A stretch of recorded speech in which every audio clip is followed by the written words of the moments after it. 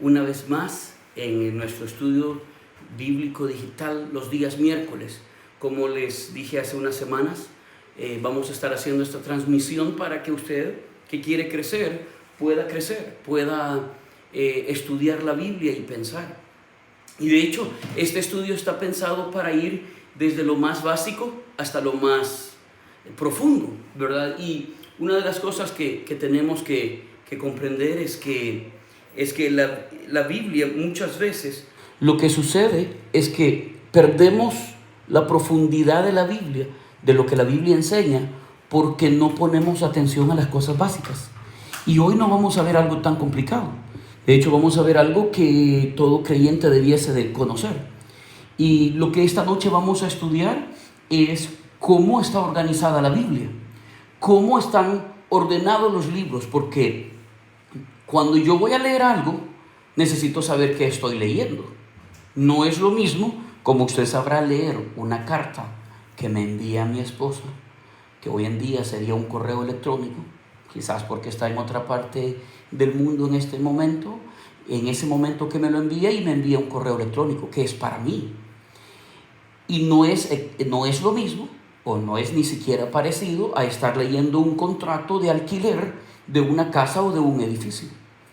Yo tengo que saber qué estoy leyendo, porque si sé qué es lo que estoy leyendo, entonces me ubico más fácil en aquello que estoy leyendo. Entonces la pregunta que vamos a responder hoy es bastante sencilla. La gran mayoría está familiarizado con la división de la Biblia o cómo están organizados los libros. Sin embargo, aunque la gran mayoría está familiarizado con esa división de la Biblia, he encontrado que la mayoría de errores que comete la gente a la hora de estudiar la Biblia, a la hora de tratar de predicar un pasaje o de dar un devocional o de simplemente explicarle a alguien alguna cosa de la Biblia, algún tema quizás, algún tópico, alguna doctrina. Uno de los graves problemas es no saber a dónde se está leyendo, qué parte de la Biblia estamos leyendo. Entonces lo que sucede es que de repente lo que están leyendo es un libro que no tiene que ver con la iglesia, pero se le aplica a la iglesia directamente. Y aquí tengo que aclarar algo.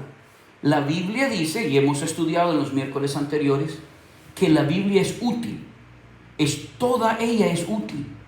Es toda inspirada y toda es útil para corregir, para redarguir, para instruir y para guiarnos. Toda la Biblia.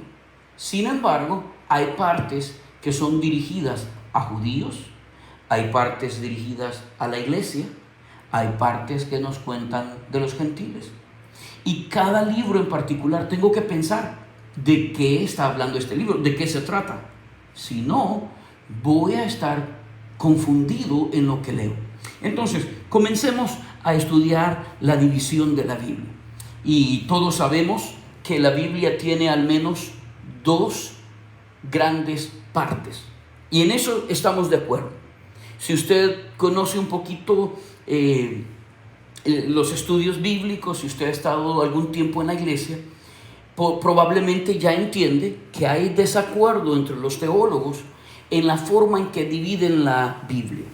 Algunos lo van a dividir por pactos, otros lo dividimos por dispensaciones, y esa discusión de cómo dividirla va a durar siglos, ya ha durado bastante tiempo, y todo apunta a que va a seguir durando mucho tiempo.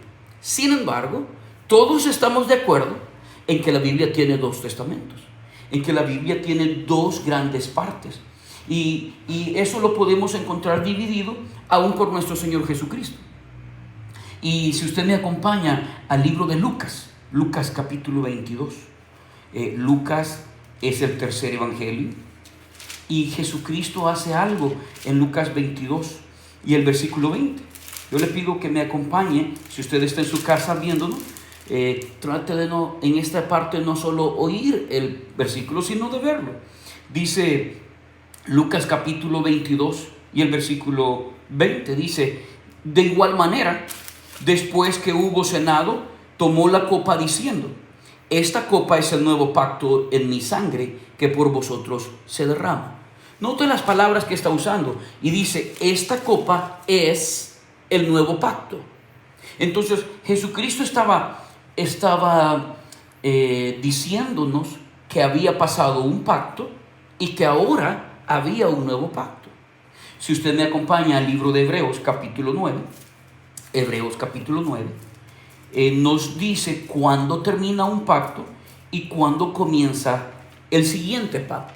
Como dije antes, aunque hay diferentes maneras de dividir la Biblia, hay algo que la Biblia hace: divide la Biblia en dos grandes pactos.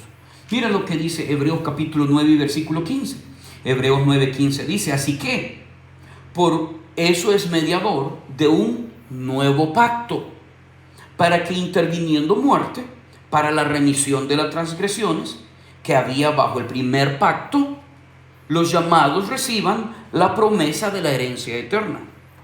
Porque donde hay testamento o donde hay pacto, es necesario que intervenga muerte del testador, porque el testamento con la muerte se confirma, pues no es válido entre tanto que el testador vive. Note lo que está haciendo Jesucristo y lo que hace el libro de Hebreos. Jesucristo anuncia que a partir de esa copa está el nuevo pacto. Hebreos nos declara que el nuevo pacto no podía estar en vigencia hasta no morir el testador. Ahora, lo que hace Jesucristo, por eso es que toma la cena del Señor antes de ir a la cruz y dice, esta copa que simboliza mi sangre, esta copa es el nuevo pacto. Y lo que está diciendo es, aquí termina el antiguo pacto, aquí comienza un nuevo pacto. Entonces, por ahora, lo único que me interesa establecer es que la Biblia tiene dos grandes partes. Le llamamos el Antiguo Testamento y el Nuevo Testamento. El Antiguo Testamento debió haberse escrito desde el año 1400 antes de Cristo hasta el año 430 antes de Cristo. Probablemente el primer libro escrito sea Job y el último Malaquías, unos 430 años antes que Cristo llegase. Luego el Nuevo Testamento se escribe entre el año 45 y el año 90 del primer siglo. Entonces la Biblia tiene dos testamentos. Y para un lector nuevo de la Biblia, para alguien que está apenas comenzando a estudiarla, podría ser un poco complicado encontrar que hay 66 libros. Y dichos uno tras otro, la pregunta es, ¿y de qué se trata todo esto? ¿Cómo puedo saber qué estoy leyendo? Porque si tú conoces al menos un poquito la Biblia, con un poquito que la conoces, sabes que no toda la Biblia es mandamiento y mandamiento y mandamiento. Hay una parte de la Biblia en la que te da mandamientos. Otra parte de la Biblia es narración. Otra parte es poesía. Y otra parte es evangelios, es el anuncio de las buenas nuevas de la venida de Cristo. Bueno. Entonces tengo que entender qué estoy leyendo. Toda la Biblia me es útil, pero me va a ser mejor si yo sé qué estoy leyendo. Y esta noche no tengo la intención de ser muy complicado en lo que estamos haciendo. Solo pretendo repasar cada parte de la Biblia para que si tú la estás leyendo, y ojalá que la estás leyendo este año, y como dije antes, no te preocupes de que la tienes que leer este año completa. ¿Qué te parece si la lees en 2 años o en 3 años? Pero que cada día leas una porción de la Biblia. Y no me malentiendas, sería mejor cuando llegue el día en que la puedes leer una vez al año. Pero mientras eso llega, yo te recomiendo que al menos te asegures de que lees una parte, aunque probablemente va a ir aumentando de tiempo en tiempo, pero lo que importa es que pases meditando en la Biblia. Entonces, ¿cómo dividimos la Biblia? La primera parte le llamamos la ley, le llamamos el Pentateuco, son los primeros 5 libros, y Tú los conoces y la Biblia los llama Génesis, que nos cuenta el principio, Éxodo, Levíticos, Números y Deuteronomio. Ahora, ¿qué hacen estos 5 libros? Es la parte que conocemos como la ley.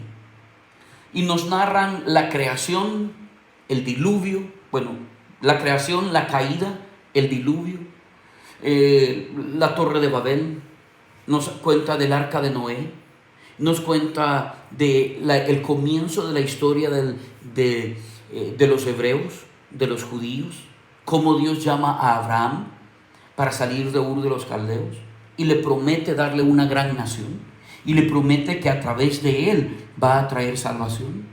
Y luego nos comienza a contar cómo van cautivos a Egipto, esos años de sufrimiento y luego esa salida de Egipto para ir a la tierra que Dios les había prometido. En el proceso Dios les explica cómo quiere trabajar con ellos. Les da una ley que involucraba aspectos morales, una ley que involucraba aspectos religiosos y una ley que involucraba asuntos civiles. Una ley completa, y Dios les dice, así quiero trabajar con ustedes. Entonces, cuando pasamos leyendo esta porción de la Biblia, tengo que entender que es Dios trabajando con una nación. Y déjame aclararte que entre el capítulo 1 de Génesis hasta el capítulo 11 no hay judíos, solo hay gentiles. Y Dios está estableciendo la manera en que quiere trabajar con el hombre. Hasta que llega el punto en que dice la Biblia que se arrepiente de haber hecho al hombre por la maldad que hay en el ser humano. Y luego comienza a trabajar a través de Abraham. Y es con esa nación que les dice, señores, yo voy a trabajar con ustedes. Todo lo que les pido es esto. Esto es la manera de vivir. Luego, en esa misma porción de la Biblia les dice a ellos, miren, si me obedecen, les voy a bendecir. Si me desobedecen, les voy a maldecir. Al mismo tiempo les explica qué podrían hacer si llegase el día en que han caído en tal desobediencia que Dios los tiene que castigar y se los llevan cautivos. Les dice qué tienen que hacer. Pero por ahora quiero que entiendas esto, que Dios está trabajando con una nación explicándole cómo y cuál es la base sobre la cual van a trabajar, cuál es la ley por la cual van a trabajar. Entonces, si estás pasando por esos primeros libros, que no se te olvide, ahí no hay iglesia, ahí no hay mandatos directos a la iglesia. Hay muy buenos principios que aprender, sí, pero sería la idea de que hoy en día te tomes el tiempo para leer la ley de los Estados Unidos de Norteamérica, o que te tomes el tiempo para leer las leyes de Rusia, o te tomas el tiempo para leer las leyes de España. Y como muy bien sabrás, hay diferencias entre país y país en sus leyes. Y si tú no vives en ninguno de esos 3 países y lees las leyes de esos países, esa lectura no va a ser desaprovechada, no va a ser una pérdida de tiempo. Hay mucho que puedes aprender, solo que ya entiendes que las leyes, por ejemplo, en mi caso, que vivo en El Salvador, las leyes de Rusia no son las leyes de mi país, entonces no me voy a regir por las leyes de Rusia. Pero probablemente me van a servir mucho en entender cómo ellos juzgan ciertas cosas. Cuando lees la Biblia y lees esos primeros 5 libros, necesitas comprender que es una ley dada a Israel que establecía el pacto o la manera en que Dios trabajaría con ellos. Y por supuesto hay muchos principios maravillosos que aprender. El Nuevo Testamento dice que lo que a ellos les sucedió como ejemplo a nosotros. Cuando llegas a esa porción de la Biblia y encuentras que ellos fueron desobedientes y cómo Dios trató su desobediencia, entonces te das cuenta que hay mucho que aprender. ¿Cómo puedo yo no enojar a Dios? Porque lo que ellos hicieron fue enojar a Dios una y otra vez. Así que no te desanimes, lee esos 5 libros, vas a encontrar muchas leyes, pero vas a encontrar que Dios es justo, que De antemano les dijo: señores, esto es lo que espero de ustedes. Si no lo viven, no les voy a poder bendecir, voy a tener que castigarles. Y déjame hacer otro paréntesis aquí, es lo mismo con nosotros hoy en día. Hay una porción directa para nuestro tiempo, que si no la obedecemos, Dios ya nos dijo que habría de disciplinarnos. Ok, entonces hay una segunda parte, no solo tenemos la ley, sino que también tenemos los libros históricos. Desde Josué hasta Esther tenemos lo que llamamos los libros históricos. ¿Qué te parece si los contamos? ¿Cuántos libros son? Josué, Jueces, Ruth, Primera y Segunda de Samuel, Primera y Segunda de Reyes, Primera y Segunda de Crónicas, Esdras, Nehemías y Esther. 12 libros que nos cuentan historia. Aquí hay un cambio en la manera de presentar la Biblia.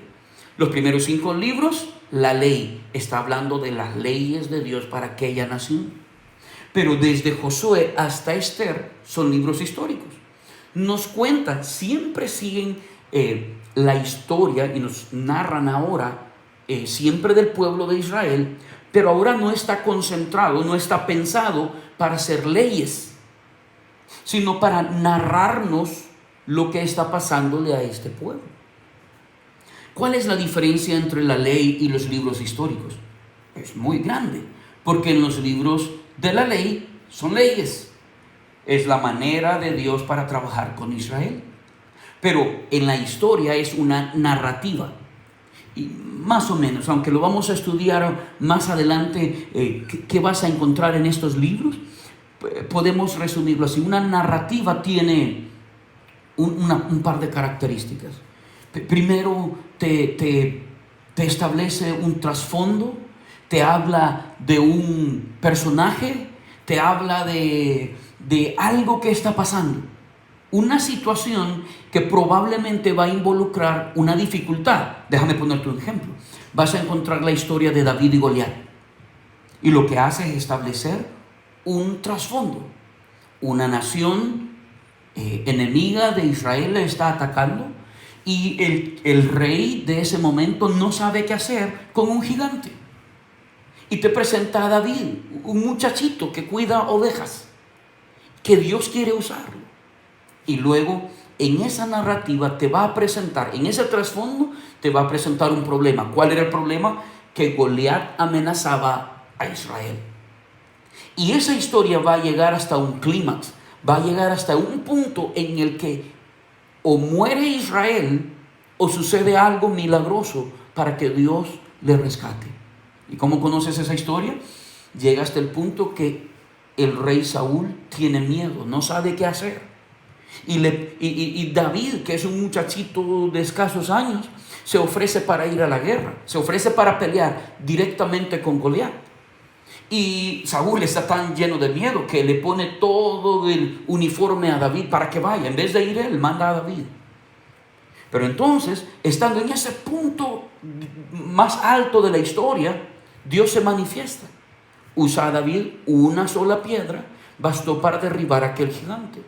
Ahora, como te dije la semana pasada, son historias reales, no son historias inventadas. Son personajes reales, lugares reales, eventos reales. Mientras no comprendas eso, no lograrás entender la razón por la que esas historias están en la Biblia. Entonces, en los libros históricos lo que tenemos es narrativa. Y tienes que tener cuidado, porque si no entiendes que es una narrativa, de repente vas a pensar que todo se soluciona tirando piedras.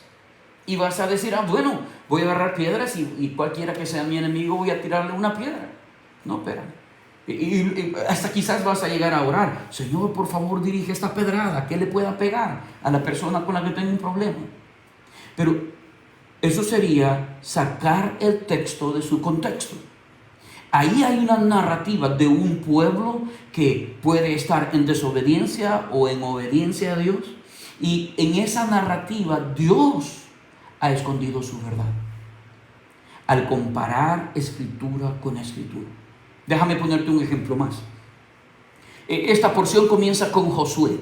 Si tú conoces tu Biblia, entiendes que Moisés acaba de morir cuando están justo para entrar a la tierra prometida. Y entonces Josué viene a ser el líder y va a guiar al pueblo de Israel para entrar a la tierra prometida y para conquistar la tierra prometida. Entonces lo que hace el libro de Josué es contarnos esa historia, cómo entran y cuál es la parte que conquistan primero y cuál es la parte que conquistan después. Pero si te fijas en ese libro, de repente aparece Rahab, una prostituta que vive en el muro de Jericó y que no es judía. Y toma un buen espacio contarnos la historia de Rahab. ¿Por qué? Porque Dios tiene principios maravillosos que enseñarnos en esa narrativa. Entonces lo que tenemos que hacer es meternos en esa historia y entender los personajes, el lugar y el evento. Y luego Dios comienza, cuando comparas escritura con escritura, comienzas a descubrir principios maravillosos en cada uno de esos pasajes. Hablando de Rahab, Rahab no es judía, pero luego la encuentras en la genealogía de Jesucristo. ¿Quién es un judío? ¿Habrá un principio ahí? Rahab es prostituta.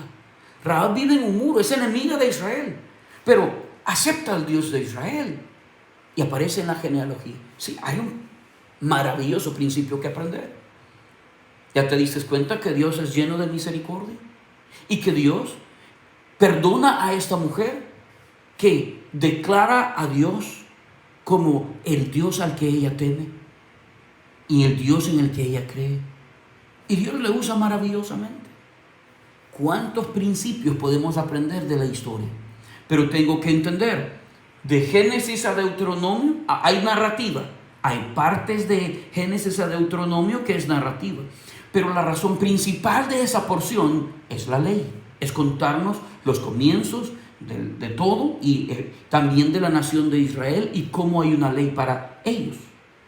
Y luego la narrativa de Josué hasta Esther nos lleva para contarnos la historia del pueblo de Israel. ¿Qué podemos aprender ahí? ¿Qué pasa cuando obedecemos a Dios? ¿Y qué pasa cuando no le obedecemos? Pero luego hay otra parte de la que podemos hablar. Los libros poéticos o los libros de sabiduría. 5 libros: Job, Salmos, Proverbios, Eclesiastés y Cantares. Quizás la parte más difícil de la Biblia de comprender. Sí, quizá la parte más complicada. ¿Por qué? Porque es poesía. Y normalmente a la persona promedio no le gusta mucho la poesía.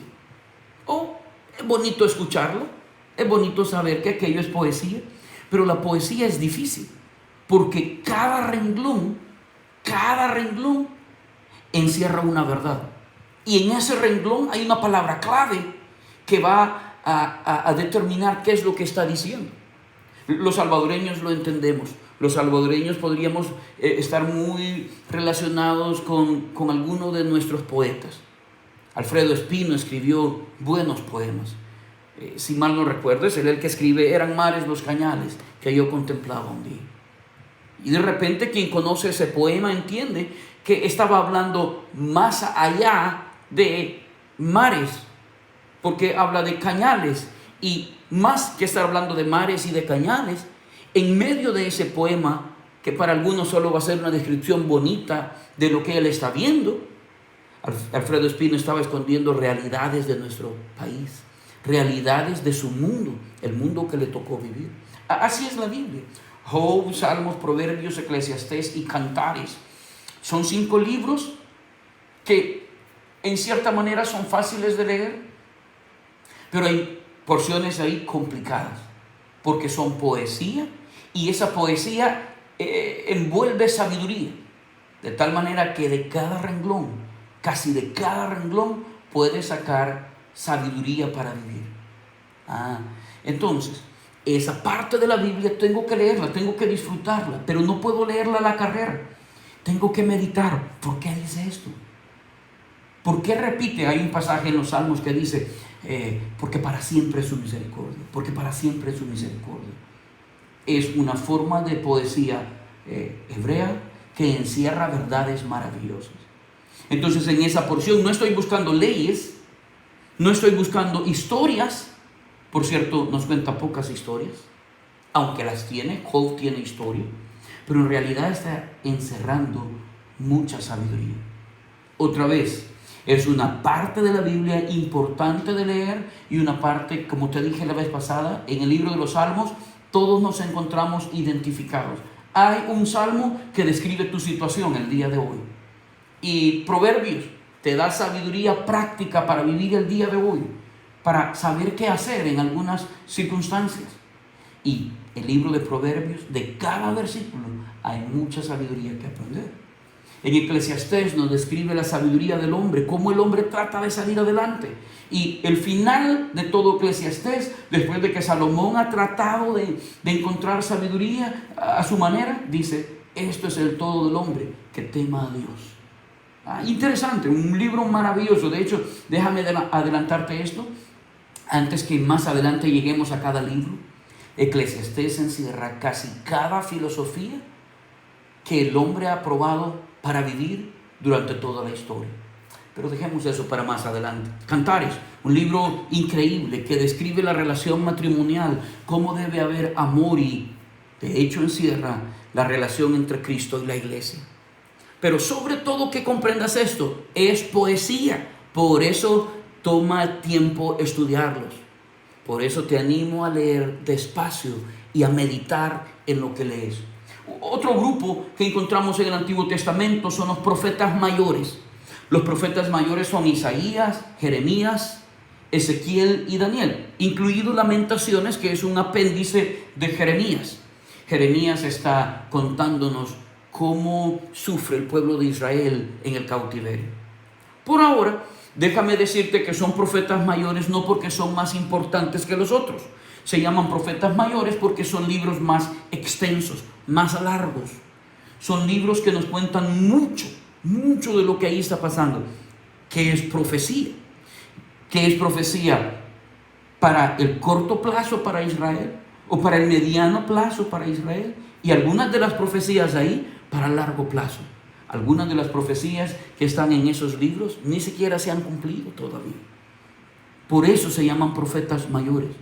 Y son libros que toma tiempo estudiarlos, porque son libros que se escriben a lo largo de varios reyes de Israel, y libros que nos cuentan cosas que va a pasarle a Israel ahí cerquita o más adelante, o cosas que todavía no han sucedido. Esos libros son largos y encierran muchas verdades y muchos principios, pero que entiendas que son profecías alrededor de Israel, que nos involucran a nosotros, porque Jesucristo habría de venir de Israel.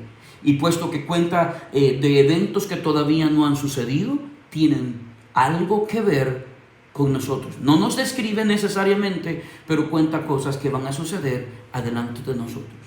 Luego tenemos otro grupo, el grupo de profetas menores. Y si quieres contarlos conmigo, son Oseas, Joel, Amós, Abdías, Jonás, Miqueas, Nahum, Habacuc, Sofonías, Ageo, Zacarías y Malaquías. Otros 12 libros que les llamamos profetas menores, que son muy similares a los otros que les llamamos profetas mayores, con la diferencia que son libros más cortos que involucran por igual profecías en el corto plazo, en el mediano plazo o para el largo plazo para Israel. Y cuando habla del largo plazo, aún nos involucra a nosotros en el sentido que hay cosas ahí que todavía no han sucedido. Pero el propósito de esos libros son profetas. Ahora vas a encontrar que esos profetas estaban hablando mientras suceden los libros de Samuel, Reyes y Crónicas. Casi todos van a estar entre Samuel, Reyes, Crónicas, Esdras, Nehemías, Esther. Esos profetas van a estar funcionando o van a estar llevando a cabo su ministerio durante el periodo de la narrativa desde Josué hasta Esther. Entonces ves cómo la Biblia empieza a ser un libro que está amarrado, un libro con el otro. Y con eso terminamos el Antiguo Testamento. Ahora, ¿para qué estamos haciendo este repaso? Aparentemente muy sencillo, Pero mucha gente se equivoca porque está leyendo un profeta menor, pero lo lee como si está leyendo la ley. O está leyendo la ley y está pensando que está leyendo los evangelios o las cartas del Nuevo Testamento. Cada libro en particular tiene una razón de ser. Y cuando pasas por él, tienes que estar pensando de qué se trata este libro. ¿Cuál es la razón de ser del libro que estoy leyendo? Ahora, repasemos rápidamente el Nuevo Testamento, porque lo que hemos hecho es pasar muy rápido por los 39 libros del Antiguo Testamento. Demos una breve descripción del Nuevo Testamento. El Nuevo Testamento comienza con Mateo, Marcos, Lucas, Juan, que conocemos como los 4 evangelios. Por cierto, yo te animo a congregarte con nosotros los domingos a las 10:20 para el culto de la mañana, en el que estoy predicando los 4 evangelios. Y estamos estudiando literalmente los 4 evangelios como una sola historia, como la historia de Jesús en el mejor intento de llevarla cronológicamente. Hay eventos que no sabemos exactamente cuál sucedió primero, pero igual vamos a estudiarlos. Entonces, los 4 evangelios, si podemos resumirlos, nos cuentan las buenas noticias de que Cristo llegó, que vivió entre nosotros y que murió en una cruz y resucitó al tercer día. Esos 4 evangelios, esa es su razón de ser, hablarnos de Jesús. Como he dicho varias veces los domingos, el problema de la iglesia de hoy es que ha perdido su mirada de Jesús. Y la iglesia está alrededor de cualquier otra cosa, menos de seguir las pisadas de Jesús, siendo discípulos de Él. Quiero animarte a venir a ser un discípulo de Jesucristo. Eso significa que vas a aprender cómo vivió Jesús y vas a imitar aquellos principios que Jesús enseñó. Así que otra vez te invito a que te congregues con nosotros o que cada domingo o cada semana escuches la predicación que estamos haciendo de los 4 evangelios. Okay, otra sección grande es la historia. El libro de Hechos es un libro que nos cuenta la historia de la iglesia en el primer siglo. Cómo la iglesia nace en Jerusalén el día de Pentecostés, cuando en Hechos capítulo 2 surge la iglesia. Y desde entonces empieza a regarse por todo el mundo. Desde ahí, desde Jerusalén, a Judea, a Samaria y hasta lo último de la tierra. Cómo Jesucristo logró que su evangelio se regase por todo el mundo hasta llegar al año 2020, ahí donde tú estás. ¿Cómo sucedió que se esparció el evangelio? El libro de Hechos nos cuenta cómo lo hizo. Es un libro de historia y nos narra la historia de la iglesia del primer siglo. Te vas a dar cuenta de esto. Es mentira que hay una religión que ha existido desde el principio. No, espera. Lo que ha existido es la iglesia. Lo que Cristo estableció fue su iglesia y desde ahí, desde Jerusalén, se regó para todo el mundo. Y el libro de Hechos te cuenta cómo sucedió esa historia. Ok, el libro de Hechos. Y luego, ¿qué sigue? Sigue otro grupo grande que son las epístolas a la iglesia. Cuando hablamos de las epístolas a la iglesia, ahí están los libros que están directos para la iglesia. ¿Quieres encontrar una porción de la Biblia donde puedes ir y casi en su totalidad está dirigido a la iglesia, excepto en pequeñas porciones que nos está contando algo de la manera de obrar de Dios con Israel el día de hoy?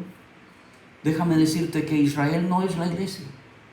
La iglesia es el organismo a través del cual Dios está trabajando en esta tierra el día de hoy.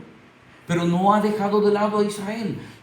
Aunque está endurecido en parte, la Biblia dice que volverá a trabajar con Israel. Pero estos libros, de Romanos hasta Segunda de Tesalonicenses, habla a 7 iglesias y nos cuenta o nos enseña cómo la iglesia funciona el día de hoy. Un breve repaso, pero muy, muy breve. Romanos establece la doctrina de la iglesia. Primera de Corintios nos habla de 7 pecados que habían en aquella iglesia. Y si quieres saberlo, son 7 pecados con los que la iglesia de hoy sigue luchando. Sigue luchando. y nos dice cómo Dios quiere que tratemos esos asuntos. Segunda de Corintios es un manual para el ministerio. Nos dice cómo debemos guiar la iglesia, cómo debemos funcionar en el ministerio. Luego, Gálatas. Gálatas es un libro duro, quizás la carta más dura que escribió Pablo. Un libro en el que Pablo ni siquiera les llama hermanos, porque Pablo no cree que los de Galacia sean creyentes en su mayor parte. Solo un grupo pequeño les está llamando hermanos. ¿Por qué? Porque esta iglesia ha permitido que el legalismo les domine. Es una iglesia que cree más en lo que ellos pueden hacer que en lo que Dios puede hacer en cada persona. Un libro interesante es el estudio de Gálatas. Luego Efesios, un libro que nos narra la doctrina para la iglesia. También nos dice quizás dos cosas en particular. Nos describe qué es la iglesia y nos describe qué hace la iglesia. Un estudio maravilloso, muy buen libro para estudiarlo. Y luego de Efesios sigue el libro de Filipenses y nos habla de, yo te puedo resumir el libro de Filipenses como el gozo que resulta de obedecer a Dios en el poder del Espíritu Santo. En una forma sencilla te puedo decir que Filipenses te dice que cuando hay obediencia hay gozo, que cuando hay obediencia hay gozo. Si obedeces a Cristo, hay gozo. El gozo es una paz sobrenatural que gobierna tu mente y tu corazón, que te lleva a estar tranquilo en medio de dificultades. Algo que solo resulta de obedecer a Dios en el poder del Espíritu Santo. Pero luego sigue Colosenses, un libro que estudiamos recientemente en la iglesia en Buenas Nuevas San Miguel. Te puedo decir que Colosenses es un libro que nos habla de que estamos completos en Cristo y nos describe cómo podemos vivir una vida satisfecha. Y la única manera es vivirla a través de Cristo. ¿Quieres encontrar un libro que describa quién es Cristo? El día de hoy es el libro de Colosenses que te lo explica. Pero luego tenemos Primera y Segunda de Tesalonicenses, que para mí Primera de Tesalonicenses debió de ser la primera carta que escribió el apóstol Pablo. Y más adelante, a medida vayamos avanzando en este estudio bíblico, te voy a decir por qué creo que escribió Primera de Tesalonicenses. Para algunos es Gálatas, pero yo personalmente creo que Gálatas es uno de los últimos libros que va a escribir cuando escribe Romanos y escribe Primera y Segunda de Corintios. Pero dejemos eso para más adelante. Primera y Segunda de Tesalonicenses son libros escritos a una iglesia que planta el apóstol Pablo en un par de semanas y lo hace discipulando. Yo llamo a Primera de Tesalonicenses la única inversión que produce los resultados deseados. Y esa inversión que produce los resultados deseados es discipular. Si haces discípulos, la iglesia va a encontrar los resultados deseados. Ok, esa parte, esa porción, esos libros que van de Romanos a Tesalonicenses nos describen, son los libros directos a la iglesia. Y luego hay otros 4 libros que son siempre para el mismo periodo, pero tienen un enfoque especial. Primera de Timoteo, Segunda de Timoteo, Tito y Filemón son libros escritos por el apóstol Pablo a pastores o a líderes de aquel entonces. Timoteo y Tito son sus discípulos, Filemón también, y les escribe para decirles cómo deben vivir, cómo deben llevar la vida como discípulos y como líderes en medio de la iglesia. Son 4 libros que llamamos las epístolas pastorales.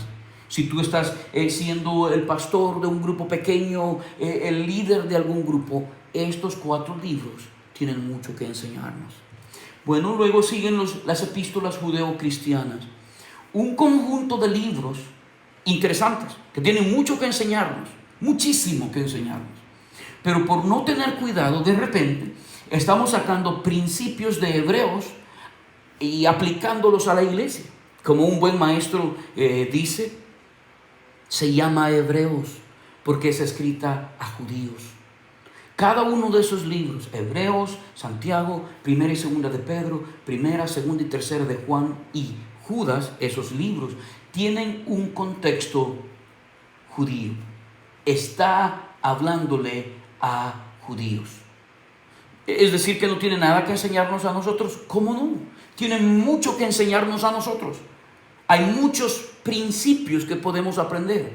Si tienes cuidado de entender que cuando estaban siendo escritos, tenían en mente una comunidad de judíos que estaba viviendo circunstancias particulares.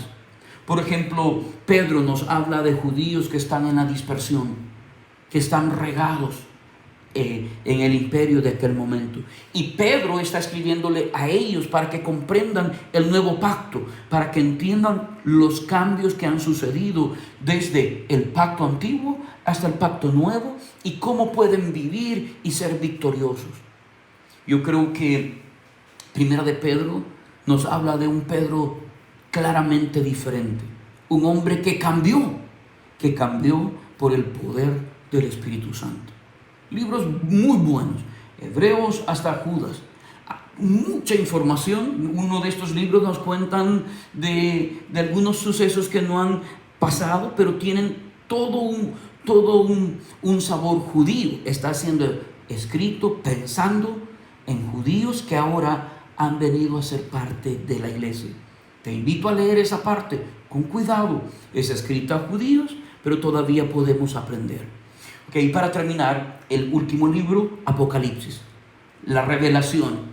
Un libro que no es historia, es un libro que es profecía. Los primeros 3 capítulos nos hablan de la historia de la iglesia y tienen un sabor histórico en el que Jesucristo le escribe a la iglesia de aquel momento, pero también aprovecha para describirnos cómo la iglesia habría de evolucionar desde el primer siglo hasta nuestros días. Pero luego comienza a contarnos lo que todavía no ha sucedido. Lo que sea que va a pasar después de nuestro tiempo está profetizado en Apocalipsis. Por cierto, ¿quieres escuchar un estudio de Apocalipsis? El pastor Omar está predicando el libro de Apocalipsis en la Iglesia Bautista Buenas Nuevas en la ciudad de San Francisco Gotera, y también puedes encontrar la transmisión de esos mensajes a través de la página de Facebook de la Iglesia Bautista Buenas Nuevas de San Francisco Gotera. Y ese es un libro buenísimo para leer. De hecho, la Biblia dice que el que lee ese libro tiene bendición. Ahora, ¿cómo ves? Cada parte de la Biblia debe ser leída con cuidado. ¿Cuál es el cuidado que tengo que tener? ¿Es que es un libro peligroso? No, espera. El cuidado que tienes que tener es de entender de qué se trata esa parte. Si entiendes que ahora estás leyendo la ley, entonces sabes que no vas a sacar principios para la iglesia, no vas a encontrar doctrina directamente para la iglesia. Encuentras la ley, el trato de Dios con una nación. ¿Y tiene mucho que enseñarnos? Sí. Pero ¿quieres encontrar principios directos para la iglesia? Entonces te vas para los libros de Romanos hasta Filemón y encuentras enseñanzas y doctrinas directas a la iglesia de hoy. La Biblia es un libro maravilloso, un libro bonito de leer. Solo que tengas cuidado en cuál parte estás y con ese entendimiento disfrutes tu lectura. Yo creo que ha sido un repaso bastante interesante en el sentido que es básico, pero si te equivocas en esto, vas a equivocarte en el resto del estudio de la Biblia. Entonces, si quieres comenzar en un lugar seguro, es entendiendo cómo se divide la Biblia. Quiero agradecerte otra vez por haber estado con nosotros en el estudio bíblico y espero que te sirva de mucho. Y te quiero invitar, si eres parte de Buenas Nuevas San Miguel, de la Iglesia Bautista Buenas Nuevas San Miguel, te invito a reunirte con tu grupo pequeño. Algunos se reúnen en martes, otros nos reunimos en viernes, y te animo a ir a tu grupo pequeño. A través de esta transmisión no podemos tener compañerismo, nos dedicamos a estudiar, pero en el grupo pequeño tenemos mucho compañerismo y oramos.